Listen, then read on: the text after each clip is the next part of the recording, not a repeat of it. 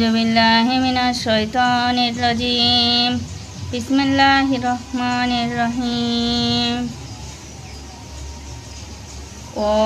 ইন্নাল্লাযীনা উতুল কিতাবা লা ইয়ালামুনা আন্নাহুল হাক্কু মির রাব্বিহিম ওয়ামাল্লাহু বিগাফিলিন আম্মা ইয়ামালুন।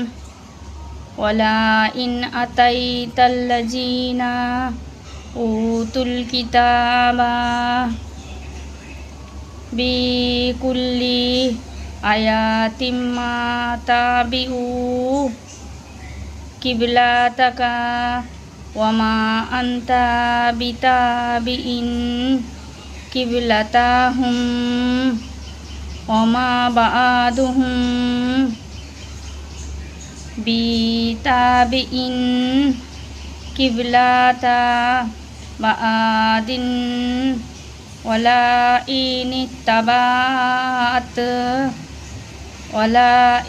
ইনিত্তাবাতা আহওয়াআহুম মিন বা'দি মা জাআকা মিনাল ইলমি ইন্নাকা ইযাল্লা মিনাজ জালিমিন। আল্লাযীনা আতাইনাহুমুল কিতাবা ইয়ারিফুনাহু কামা ইয়ারিফুনা আবনাআহুম ওয়া ইন্না ফারীকাম মিনহুম লা ইয়াকতুমুনাল হাক্কা ওয়া হুম ইয়ালামুন। আল হাক্কু মির রাব্বিকা ফালা তাকুনান্না মিনাল মুমতারিন। ওয়া লিকুল্লি বিজহাতুন হুয়া মুওয়াল্লিহা ফাস্তাবিকুল খায়রাতি আইনা মা তাকুনু ইয়াতি বিকুমুল্লাহু জামিআন ইন্নাল্লাহা আলা কুল্লি শাইইন কাদির।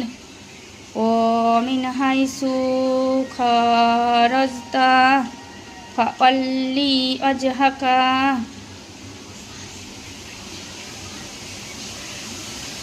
এবং যাদেরকে কিতাব দেয়া হয়েছে তারা জানে যে উহা ধর্মগ্রন্থ তাদের প্রভুর প্রেরিত সত্য।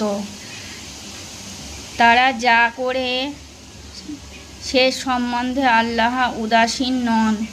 কিতাবীদের নিকট সমস্ত দলিল পেশ করেন, তবুও তারা আপনার কিবলার অনুসরণ করবে না এবং আপনিও তাদের কিবলার অনুসারী নন।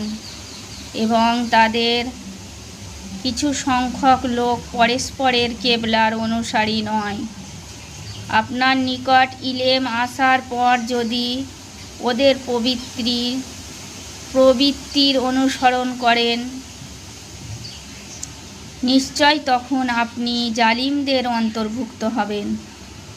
আমি যাদেরকে কিতাব দিয়েছি তারা তাকে মুহাম্মদ সাল্লাল্লাহু আলাইহি সাল্লামের এরূপ জানে, যেরূপ তারা আপন সন্তানদেরকে চিনে, আর তাদের একদল জেনে শুনে সত্য গোপন করে থাকে।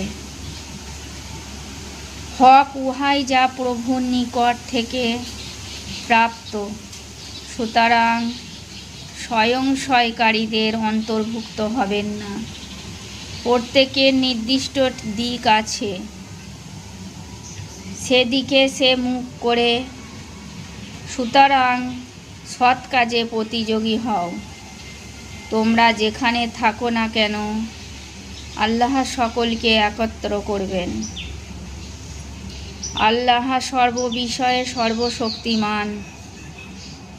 যেখানে থেকেই বের হয় না কেন, মসজিদুল হারামের, কাবা শরীফের, শানে নজুল আয় 146।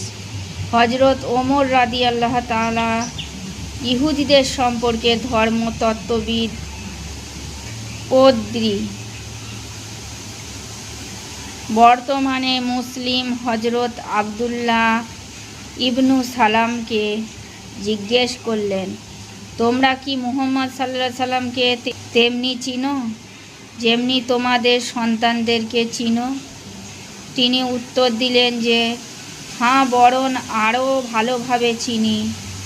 এমনিভাবে প্রত্যেক কিতাবই রসুল সাল্লাল্লাহু আলাইহি সাল্লামের গুণরাজি ও প্রশংসাসমূহ নিঃসন্দেহে ভালোভাবেই চিনে ও জানে, কিন্তু জিদের বর্ষবর্তী হয়ে তার সম্পর্কে তাদের কিতাবে যেসব গুণরাজি ও প্রশংসা উল্লেখ আছে তা লোকেদের থেকে গোপন করছে। অতঃপর আল্লাহ তার রাসূলকে সান্ত্বনা দান করে এ আয়াতগুলো নাজিল করেছেন। কুরতুবী। সাতরাল মসজিদিল হারামি ওয়া ইন্নাহু লাল হাক্কু মির রাব্বিকা ওয়া মাল্লাহু বিগাফিলিন আম্মা তা'মালুন ওয়া মিন হাইসু খরাজতা ফাআল্লি ওয়াজহাকা সাতরাল মসজিদিল হারামি ওয়া হাইসু মা কুনতুম ফাআল্লু ওজুহাকুম সাতরাহু লি আল্লাহ ইয়াকুনা লিন্নাসি আলাইকুম হুজ্জাতুন ইল্লাল্লাযিনা জালামু মিনহুম ফালা তাকসাউহুম ওয়াকসাউনি ওয়ালিউতিম্মা নেমাতি আলাইকুম ওয়ালাআল্লাকুম তাহতাদুন কামা আরসালনা ফীকুম রাসূলাম মিনকুম ইয়াতলু আলাইকুম আয়াতিনা ওয়া ইউযাক্কিকুম ওয়া ইউআল্লিমুকুমুল কিতাবা ওয়াল হিকমাতা ওয়া ইউআল্লিমুকুম মা লাম তাকুনু তা'লামুন ফাজকুরুনি আযকুরকুম ওয়াশকুরুলি ওয়ালা তাকফুরুনি ইয়া আইয়ুহাল্লাযীনা আমানুস তাইনু বিস-সাবরি ওয়াস-সালাওতি ইন্নাল্লাহা মা'আস-সাবিরিন ওয়ালা তাকুলু লিমান ইউকতালু ফি সাবিলি